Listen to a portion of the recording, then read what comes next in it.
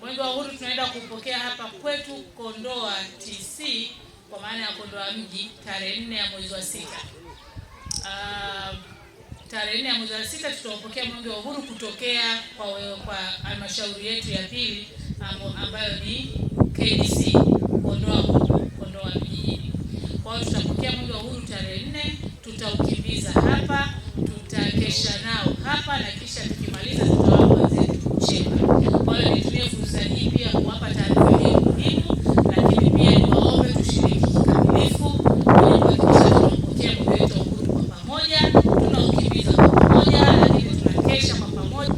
Tuhamasishe pia na vijana wetu ambao wengi hapa hawapo washiriki kikamilifu kwenye Mwenge wa Uhuru.